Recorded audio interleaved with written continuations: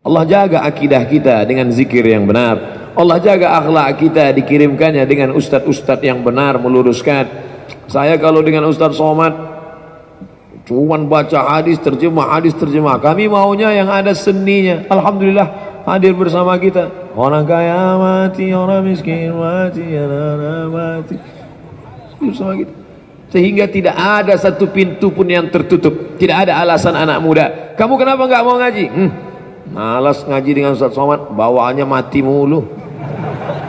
Serius aja. Enggak, ada seninya.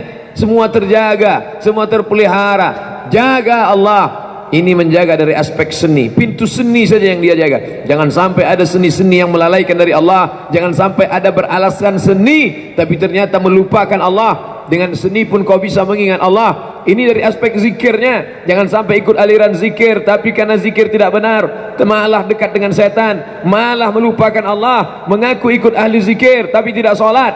Ini mesti dijaga. Pintu-pintu ini dijaga. Selesai saya acara kajian, datang ibu-ibu bawa tasbih kayu.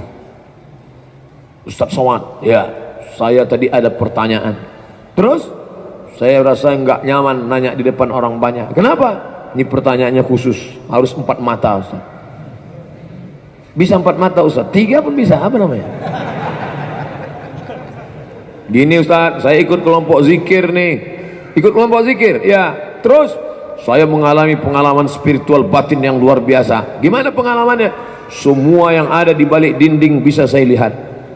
Kalau saya bawa mobil, apa yang ada di balik bukit bisa saya lihat. Siapa tamu yang mau datang bisa saya lihat. Semua yang tersembunyi bisa saya lihat. Wow, bahaya ini. Dia bisa lihat yang tersembunyi. Saya jadi takut. Dalam ilmu tasawuf ini namanya kasyaf. Kasyaf artinya tirai yang tersingkap. Tirai yang tersingkap, maka kita bisa melihat apa yang ada di balik tirai. Tersingkap, saya bisa melihat apa yang ada di balik tirai karena tirai sudah tersingkap. Tapi kasyaf terbagi 2. Kasyaf syaitani, kasyaf ilahi. Jangan-jangan kau dapat kasyaf, kau sangka kasyaf ilahi, ternyata kasyaf syaitani.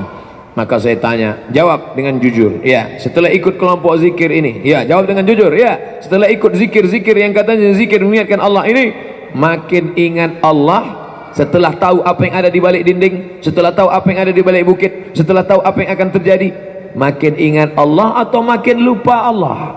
Saya terus terang makin lupa Pak Ustaz. Berarti engkau sedang dimainkan syaitan. Lalu apa yang membuat bisa melihat apa yang di balik dinding? Apa yang membuat bisa melihat apa yang tersembunyi? Syaitan sedang masuk ke kepalamu. Maka mesti diruqyah syariah. Jaga supaya jangan sampai engkau disesatkan. Ghairil maghdubi alaihim waladdallin. Jangan sampai disesatkan oleh dua arah. Yang pertama ghairil maghdub, mereka yang dimurkai Allah, Yahud, waladhdallin, mereka yang sesat, Nasrani. Kedua-dua ini jauh dari Allah Subhanahu wa taala. Oleh sebab itu maka kalau engkau ingin dijaga oleh Allah, wahai anakku, wahai ananda, wahai adikku, wahai saudaraku, ya ghulam inni u'allimuka kalimatin, wahai anak, wahai adik, aku sampaikan kepada engkau beberapa kata-kata. Ihfazillaha yahfazka, kau jaga hukum Allah, halal haramnya kau jaga hukum Allah, mana yang boleh mana yang tidak boleh kau jaga hukum Allah, mana yang mahram mana yang tidak mahram kau jaga hukum Allah, kau mesti berjalan dengan siapa kau jaga hukum Allah, mana minuman yang boleh mana makanan yang tidak, mana tanah yang boleh mana yang tidak, mana orang yang boleh mana yang tidak. Kalau kau jaga ini, yahfazka, maka Allah akan menjagamu. Pasukan tentara menjagamu belum tentu bisa, karena ada bom yang akan meledak meletup. Orang besar tegap menjagamu belum tentu bisa, karena ada yang akan menyelinap. Manusia yang gagah perkasa menjagamu belum tentu bisa, karena setan meniupkan panah-panahnya. Alladzi yuwaswisu fi sudurin nas minal jinnati wan nas. Tapi tetap kita dengan usaha. Pagi diajarkan baca qul huwallahu 3 kali, qul a'udzu falaq sekali, qul a'udzu binnas sekali, al-fatihah 1 kali, ayat kursi 1 kali, awal al-baqarah 5 ayat 1 kali, akhir al-baqarah 3 ayat 1 kali.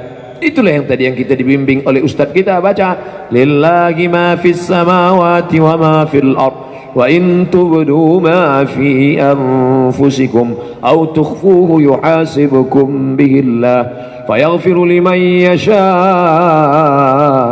wa yu'adzibu man yasha wallahu ala kulli syai'in qadir. Al-Ma'surat, zikir-zikir, bacaan pagi petang untuk minta perlindungan Allah. Zikirnya lancar, bacaan maksuratnya tetap baca, tapi tidak menjaga hukum Allah, Allah tidak akan jaga. Maka kata Nabi, ihfazillah, jaga agama Allah, yahfazka, Allah akan menjagamu.